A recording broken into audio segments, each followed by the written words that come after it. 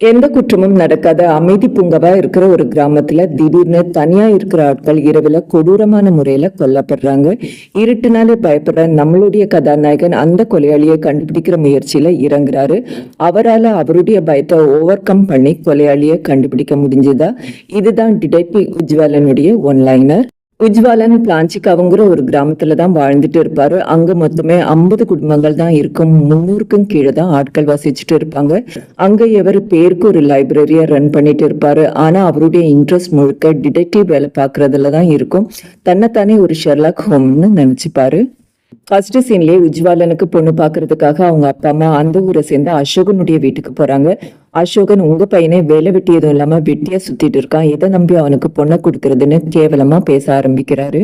ஆனா உஜ்வாலனுடைய அப்பா பையனை விட்டு கொடுக்காம என் பையன் இந்த ஊர்ல போலீஸ்க்கு கேஸ் எல்லாம் சால்வ் பண்றதுக்காக ஹெல்ப் பண்ணிட்டு இருக்கான், கூடிய சீக்கிரமே நல்லா வந்துடுவான்னு நம்பிக்கையா பேசுவாரு. அசோகன் கன்வின்ஸ் ஆகாம எதா இருந்தாலும் யோசிச்சு சொல்றேன்னு சொல்லிட்டு அனுப்பி வச்சிடுவாரு.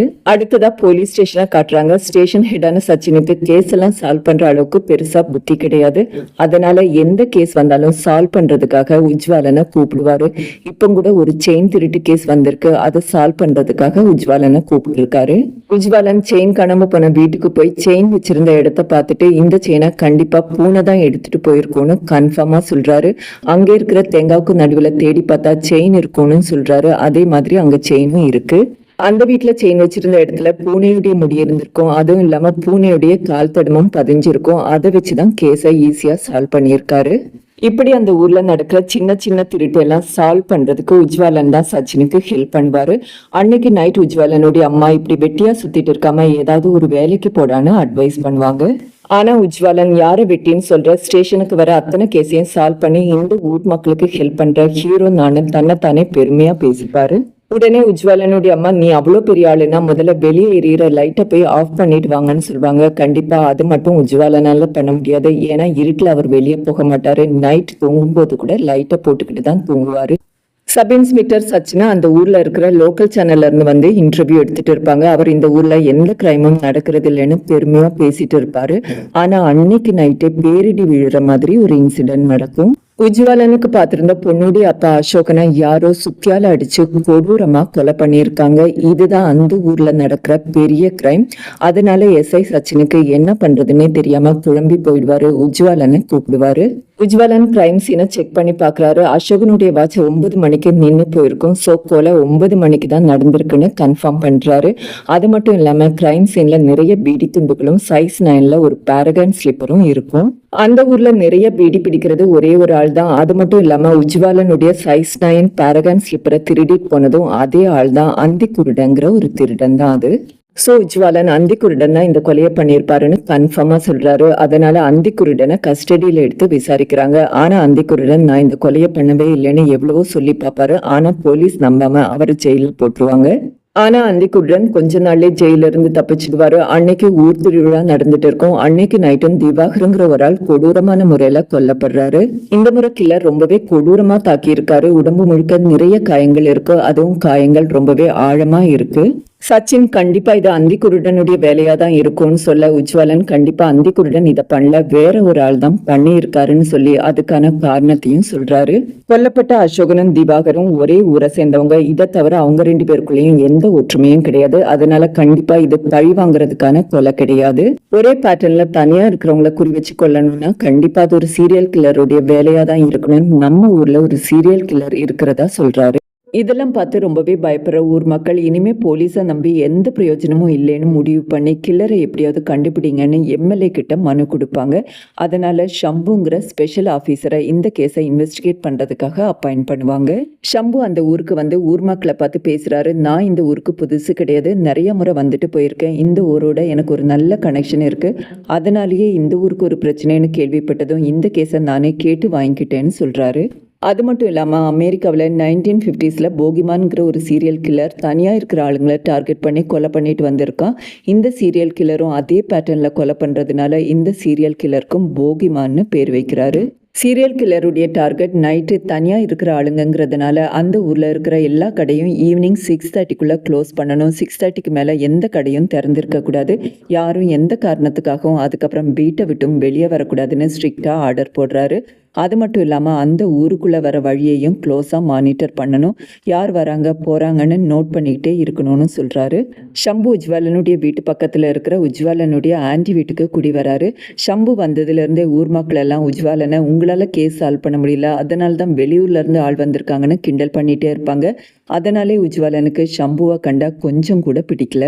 ஷம்பு முதல்ல கிரைம் சீனை இன்வெஸ்டிகேட் பண்ணுறதுக்காக போகிறாரு. ஆனால் அந்த இடத்த சரியாக பாதுகாக்காததுனால அங்கே இருந்து எந்த ஒரு எவிடன்ஸும் கிடைக்கல. ஊர் மக்கள் 6:30க்கே ஷாப்பை க்ளோஸ் பண்ணணும்னு எல்லா ஷாப் முன்னாடியும் நோட்டீஸ் அடித்து போலீஸ் ஒட்டுவாங்க. அந்த நோட்டீஸை பார்க்குற சீரியல் கில்லர் பயங்கரமாக கடுப்பாகிற மாதிரி காட்டுறாங்க. ஷம்பு அந்த ஊரில் நடக்கிற சின்ன சின்ன கேஸ் எல்லாம் சால்வ் பண்ணுறாரு. அதனாலேயே அந்த ஊர் மக்கள் ஷம்புவை ஒரு ஹீரோ மாதிரி பார்க்க ஆரம்பிக்கிறாங்க. அடுத்த சீனில் ஷம்பு உஜ்வாலனுடைய அப்பா நாராயணனை விசாரிக்கிறத காட்டுறாங்க. உஜ்வாலனும் அந்த இடத்துல தான் இருப்பார். ஷம்பு அன்னைக்கு அசோகன் வீட்டை விட்டு கிளம்பும்போது உங்களை பார்க்கணுன்னு சொல்லி தான் கிளம்பியிருக்காரு, எதுக்காகன்னு கேட்பாரு. நாராயணன் அசோகனுடைய பொண்ணை என் பையனுக்கு பொண்ணு கேட்டிருந்தேன், ஒருவேளை அதை பற்றி பேசுறதுக்காக இருக்கலாம், இல்லைன்னா அடிக்கடி நாங்கள் ஒன்றா தண்ணி அடிப்போம், அதுக்காக கூட இருக்கலாம்னு சொல்கிறாரு. அடுத்ததாக திவாகர் இறந்து போன சமயத்தில் கூட நீங்கள் அதே இடத்துல தானே இருந்தீங்கன்னு கேட்பாரு. நாராயணனுக்கு ஒன்றும் புரியாது. ஆனால் உஜ்வாலனுக்கு ஷம்பு தன்னுடைய அப்பாவை சந்தேகப்படுறதா புரியுது. ஷம்பு அடுத்ததாக காணாமல் போன ஆட்டுக்குட்டி கூட உங்கள் வீட்டு பின்னாடி தான் இருந்தது, நீங்களே க்ரைம் பண்ணிவிட்டு அதுக்கப்புறம் அதை சால்வ் பண்ணுற மாதிரி சீனை க்ரியேட் பண்ணுறீங்களான்னு கேட்க உஜ்வாலன் அதை கேட்டு ரொம்பவே கோவப்படுவார். ஷம்பு இப்படியெல்லாம் கேள்வி கேட்க வேண்டியது என்னுடைய கடமை, அதை தான் நான் கேட்குறேன்னு சொல்லிட்டு அங்கேருந்து கிளம்பிடுறாரு. அன்னைக்கு நைட்டே வழக்கம் போல் சீரியல் கில்லர் ஒரு ஆளை கொன்னுட்டு மரத்தில் கட்டி தொங்க விடுறாரு. வழக்கம் போல் அந்த க்ரைம் சீன்லேயும் எந்த ஒரு எவிடன்ஸும் கிடைக்காது. ஆனால் ஒரு ரன்னிங் ஷூடைய ஃபுட் பிரிண்ட் மட்டும் கிடைக்கும். அந்த ஊரில் யாருமே ரன்னிங் ஷூ போட மாட்டாங்க. ரன்னிங் ஷூ போடுற ஒரே ஒரு ஆள் ஷம்பு தான். அது மட்டும் இல்லாமல் அந்த ஷூவில் ஒரு மண் ஒட்டிட்டு இருக்கு. அந்த மண் அந்த ஏரியாவில் இருக்கிற மண் கிடையாது, அதே மண் அந்த பாடியிலையும் ஒட்டிட்டு இருக்கு. ஸோ வேற எங்கேயோ கொலை பண்ணிட்டு இங்கே வந்து கெட்டி தொங்க விட்டுருக்காங்க. அது மட்டும் இல்லாமல் அந்த பாடியை மரத்தில் கட்டி தொங்க போடணும்னா நல்ல பலமான ஒரு ஆளால் தான் பண்ண முடியும். இந்த விஷயம் எல்லாமே ஷம்புவோட நல்லா ஒத்து போகுது. அது மட்டும் இல்லாமல் ஷம்பு இந்த ஊருக்கு அடிக்கடி வந்துட்டு போயிருக்கேன்னு சொல்லியிருக்காரு. பாடி தொங்கிட்டு இருக்கிற துணி கூட ஷம்பு வீட்டில் பார்த்த மாதிரி உஜ்வாலனுக்கு தோணுது. அது மட்டும் இல்லாமல் ஷம்பு ஒரு மாதிரி பதட்டமாகவே இருப்பார். இதெல்லாம் வச்சுட்டு ஷம்பு தான் கொலைகாரன்னு உஜ்வாலன் உறுதியாக சொல்கிறாரு.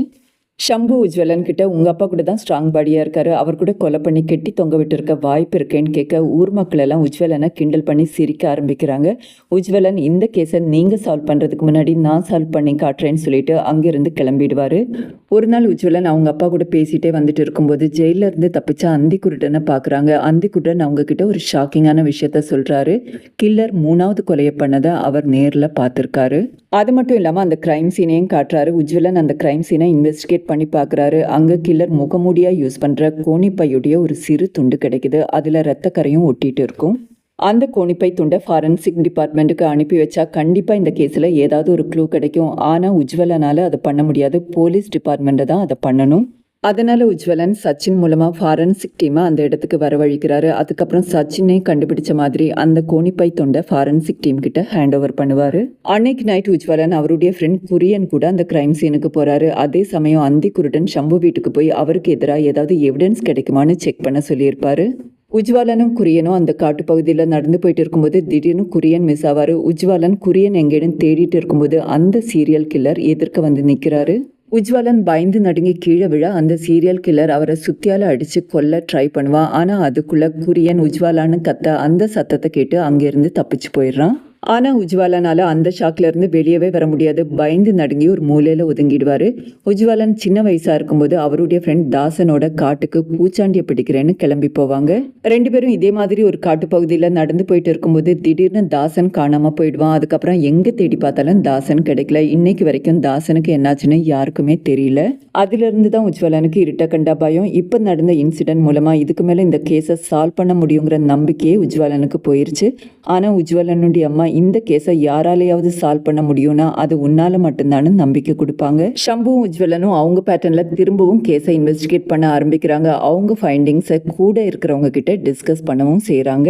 3 கொலைகளுமே நைட் 9 மணிலேருந்து 10 மணிக்குள்ளே 2 கிலோமீட்டர்ஸ் ரேடியஸ்குள்ளே தான் நடந்திருக்கு. ஒருவேளை கில்லர் அதே ஏரியாவை சேர்ந்த ஆளாக இருக்கலாம், இல்லைனா டைவெர்ட் பண்ணுறதுக்காக வேறு ஏரியாவிலேருந்து வந்து கொலை பண்ணிட்டு கூட போயிருக்கலாம். அது மட்டும் இல்லாமல் கில்லர் ஓசிடி ப்ராப்ளம் இருக்கிறாள், எல்லாத்துலேயுமே ஒரு டிசிப்ளினை ஃபாலோ பண்ணுவார், எடுத்த பொருளை எடுத்த இடத்துல தான் வைப்பார்.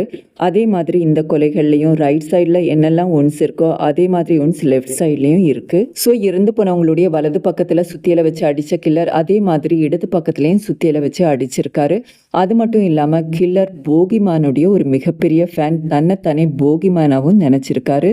உஜ்வாலன் ஷம்பு கிட்ட போலீஸ் பேட்ரோலில் இருந்தால் கில்லரால் கண்டிப்பாக கொலை பண்ண முடியாது, கொலை பண்ண முடியலன்னா அவன் டென்ஷன் ஆகிடுவான். அது மாதிரி டென்ஷன் ஆனால் கண்டிப்பாக அவன் ஏதாவது ஒரு மிஸ்டேக் பண்ணுவான், அந்த மிஸ்டேக்கை வச்சு அவனை ஈஸியாக கண்டுபிடிக்கலான்னு சொல்கிறாரு. சச்சின் இந்த ஐடியாவை ஷம்பு கிட்ட தன்னுடைய ஐடியா மாதிரி சொல்ல ஷம்பு நல்ல ஐடியா, அதையே பண்ணலான்னு சொல்வார். ஸோ டெய்லி நைட் போலீஸ் பேட்ரோலுக்கு போகிறாங்க, அதனால கில்லரால் கொலையும் பண்ண முடியல. இப்போ மக்களும் ஓரளவுக்கு நிம்மதியாக செட்டில் ஆகுறாங்க. ஆனால் திடீர்னு திரும்பவும் ஒரு கொலை நடக்குது. இந்த முறை கொல்லப்பட்டது வேறு யாரும் இல்லை, போலீஸ் டிபார்ட்மெண்ட்டை சேர்ந்த ஒரு ஆள் தான். ஃபாரன்சிக் வழக்கம் போல் க்ரைம் சீனை இன்வெஸ்டிகேட் பண்ணுறாங்க. ஆனால் இந்த முறையும் எந்த ஒரு எவிடன்ஸும் கிடைக்கல. ஆனால் கில்லர் கொலை பண்ணுறதுக்கு முன்னாடி நல்ல ஒரு ஸ்ட்ரகிள் நடந்திருக்குன்னு மட்டும் தெரிய வருது.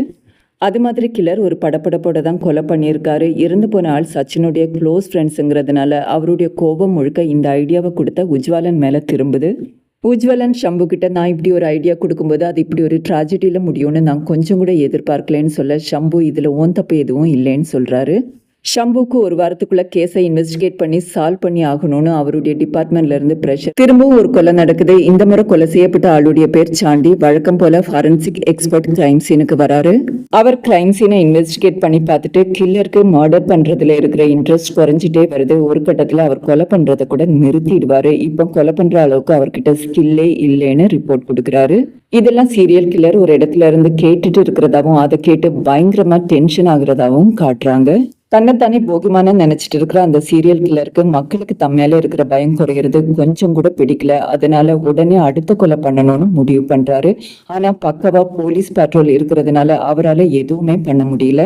அந்த டென்ஷனோடைய ரப்பர் தோட்டத்துல நடந்து போயிட்டு இருக்கும்போது அவரை மாதிரியே முகமூடி போட்ட ஒரு ஆள் எதிர்க்க வராரு. அந்த ஆள் யாருன்னு தெரிஞ்சுக்கிறதுக்காக அவரை துரத்த ஆரம்பிக்கிறாரு. கொஞ்ச தூரம் ஓடி போனதும் அந்த ஆள் ஒரு இடத்துல நின்றுட்டு முகமூடியை கழட்டுறாரு.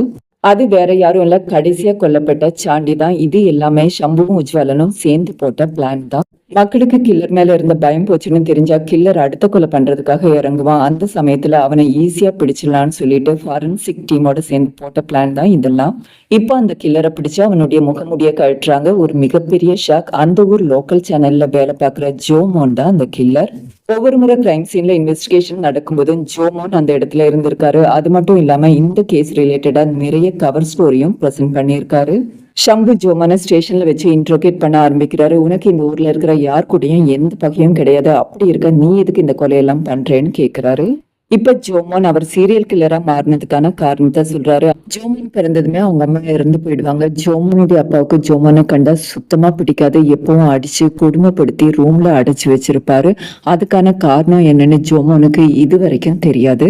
அந்த சமயத்துல ரெட்சகர் மாதிரி அந்த ஊரை சேர்ந்த வாத்தியார் ஜோமோன் வீட்டுக்கு வந்து படிப்பு சொல்லித்தரேன்னு கூட்டிட்டு போறாரு. ஒரு நாள் தவறாம தினமும் படிப்பு சொல்லி கொடுக்குறாரு. நிறைய உலக விஷயங்களையும் கத்து கொடுக்குறாரு. தன்னுடைய அப்பா கிட்ட கிடைக்காம போன பாசம்லாம் ஜோமோனுக்கு அந்த வாத்தியார் கிட்ட இருந்து கிடைக்குது. இப்படியே நாட்கள் நகர்ந்துட்டு இருக்க ஒரு நாள் வாத்தியார் ஜோமோன் கிட்ட வந்துட்டு ஒரு அவசர வேலையா ஊருக்கு போறேன், நான் திரும்ப வர வரைக்கும் இந்த புத்தகம் எல்லாம் படின்னு சொல்லிட்டு நிறைய புக்ஸை கொடுத்துட்டு போறாரு. ஆனா ஜோமோன் அவர் கொடுத்த புக்ல இருந்து போகிமான பத்தின புக்கை மட்டும்தான் படிச்சிருப்பாரு. வாத்தியார் திரும்ப வந்து பார்க்கும்போது அந்த புக்ல இன்ஸ்பயர் ஆகி ஒரு பண்ணியை கொடூரமா கொலை பண்ணியிருப்பாரு. அதை பாக்குற ஜோமோனுடைய அப்பா டென்ஷன் ஆகி ஜோமோனை திரும்பவும் ரூம்ல அடைச்சு வைக்கிறாரு. ஆனா கொஞ்ச நாள்லயே அந்த வாத்தியார் ஜோமோனுடைய அப்பாவை கொடூரமா கொலை பண்ணிடுவாரு. கொலை பண்ணும்போது அந்த கோணிப்பை முகமூடி போட்டு சுத்தியலால அடிச்சுதான் கொலை பண்ணுவாரு. அதுக்கப்புறம் அந்த சுத்தியலை ஜோமோன் கிட்ட கொடுத்துட்டு இனிமே உனக்கு விடுதலை தான் சொல்லிட்டு அங்கிருந்து கிளம்பிடுவாரு. அதுக்கப்புறம் ஜோமோன் அந்த வாத்தியாரை பார்த்ததே இல்லை. ஜோமோன் அந்த ஊர்ல இருந்து கிளம்பி நிறைய ஊருக்கு போய் நிறைய வேலையை பார்த்துட்டு கடைசியில சொந்த ஊருக்கே திரும்ப வந்துடுவாரு. ஜோமோன் அந்த ஊர்ல இருக்கிற நியூஸ் சேனல்ல வேலைக்கு சேர்றாரு. அந்த ஊர் மக்கள் யாருக்கும் ஜோமோனை பெருசா பிடிக்காது. ஜோமோனுடைய ஓனரும் அவரை திட்டிக்கிட்டே இருப்பாரு. இது மாதிரியான ஒரு ஸ்ட்ரெஸ்ஃபுல்லான சிச்சுவேஷன்ல இருக்கும்போது தான் ஜோமோன் திரும்பவும் போகிமானுடைய புக்கை படிக்க ஆரம்பிக்கிறாரு.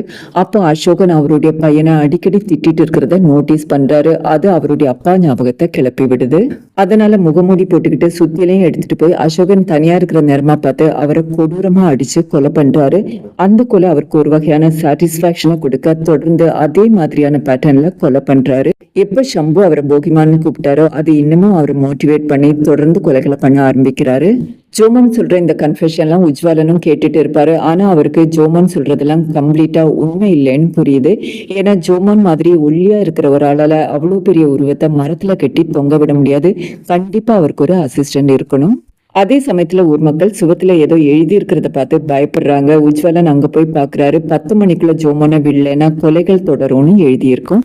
அதை வச்சே உஜ்வலன் ப்ரெடிக்ட் பண்ணது கரெக்ட்னு தெரிய வருது. இன்னொரு கில்லர் வெளியே தான் இருக்கான். அவன் தான் அடுத்த கொலை பண்ண போறதா மிரட்டி இருக்கான். இப்போ சம்புவும் உஜ்வலனும் சேர்ந்து ஒரு பிளான் பண்றாங்க. ஈஸியான ஒரு டார்கெட்டை தான் கொலை பண்றதுக்கு இந்த முறை அந்த கில்லர் செலக்ட் பண்ணுவான். கண்டிப்பா ஊருக்கு ஒதுக்குப்புறமா இருக்கிற ஒரு வீடை தான் செலக்ட் பண்ணுவான். அந்த வீடு எதுன்னு நம்மளே கில்லருக்கு காட்டி கொடுக்கணும்னு முடிவு பண்றாங்க. அவங்க பிளான் பிரகாரம் வயசான 2 பேரையும் 2 பசங்களையும் ஒரு வீட்டுல தங்க வைக்கிறாங்க. கில்லர் அதை நோட்டீஸ் பண்ணி அந்த வீட்டுக்குள்ள கொலை பண்றதுக்காக வராரு. அந்த டைம் பார்த்து சம்பு அவரை பிடிச்சிடுவாரு. அந்த கில்லர் வேற யாரும் இல்ல, ஜோமோனுடைய ரெட்ட சகோதரர் தான். உண்மையை சொல்லணும்னா ஜோமோன் தான் அது. ஜோமோனும் அவருடைய சகோதரரும் ஒன்னாதான் பிறந்தாங்க. 2 பேரையும் தான் ஜோமோனுடைய அப்பா வெறுத்தாங்க. 2 பேருக்கும் தான் அந்த வாத்தியார் பாடமும் சொல்லி கொடுத்தது. அவங்க அப்பாவை வாத்தியார் கொன்ன பிறகு ஜோமோனுடைய பிரதர் அந்த ஊரை விட்டு போயிடுவாரு. ஆனா ஜோமோன் அதே ஊர்ல தான் இருப்பாரு. ஜோமோன் கொலை பண்ணியிருக்கான்னு தெரிய வந்ததும் ஜோமோனுடைய பிரதர் திரும்ப அந்த ஊருக்கு வந்து ஜோமோனுக்கு ஹெல்ப் பண்ண ஆரம்பிக்கிறாரு. 3வது கொலை, அதாவது ஒரு ஆளை மரத்துல கட்டி தொங்க விட்டதுல இருந்து 2 பேரும் சேர்ந்துதான் எல்லா கொலையும் பண்ணது. ஆனா போலீஸும் கொலை பண்ணும்போது ஒரு தப்பு நடந்து போச்சு. அந்த நேரத்துல போலீஸ் கூட நடந்த ஸ்ட்ரகிள் காரணமா ஜோமோன் கொலை பண்ணாம ஜோமோனுடைய பிரதர் கொலை பண்ணியிருப்பாரு. அதனாலதான் அந்த கொலை சிமெட்ரிக்கல் பேட்டர்ன்ல நடக்கல. அதுக்கப்புறம் ஜோமோன் ரொம்பவே சிக் ஆயிடுவாங்க. அதனால ஜோமோனுடைய பிரதர் தான் தொடர்ந்து அடுத்த கொலைகளை பண்றது. சோ இப்ப ஜோமோன்கிற பேர்ல உள்ள இருக்கிறது ஜோமோன் கிடையாது, ஜோமோனுடைய பிரதர் தான். அவர் ஒரு லெஃப்ட் ஹேண்டர். அவர் தண்ணி குடிக்கும் போதே உஜ்வாலன் அதை கண்டுபிடிச்சிருப்பாரு. இப்படி ஒரு வழியா கேஸை சால்வ் பண்ணி 2 பேரையும் அரெஸ்ட் பண்ணி ஜெயிலையும் அடைக்கிறாங்க. சம்பு உஜ்வாலனுக்கு தேங்க்ஸ் சொல்றாரு. அதுக்கப்புறம் சம்பு வீட்டுக்கு வந்து ஒரு பேப்பர் கட்டிங் எடுத்து பாக்குறத காட்டுறாங்க. சம்புவுடைய அப்பா ரொம்ப வருஷத்துக்கு முன்னாடி இந்த ஸ்டேஷன்ல வேலை பார்த்திருக்காரு. அதுதான் சம்புவுக்கும் இந்த ஊருக்குமான தொடர்பு கூட. உஜ்வலன் வீட்டுக்கு போயிட்டு ரொம்ப வருஷத்துக்கு முன்னாடி காணாம போன அவருடைய ஃப்ரெண்டுடைய போட்டோவை எடுத்து பார்த்துட்டு முதல் முறையா லைட்டை ஆஃப் பண்ணிட்டு தூங்குறாரு. அதுல இருந்து அவர் ஒரு தைரியசாலியா மாறினதை காட்டுறாங்க. அடுத்ததா ஜோமோனுடைய வாத்தியார் ஜோமோனும் அவருடைய பிரதரும் அரெஸ்டான நியூஸை பேப்பர்ல படிக்கிற மாதிரி காட்டுறாங்க. அதோட படத்தை முடிக்கிறாங்க. மீண்டும் ஒரு இன்ட்ரெஸ்டிங்கான வீடியோவில் உங்களை சந்திக்கிறேன். நன்றி, வணக்கம்.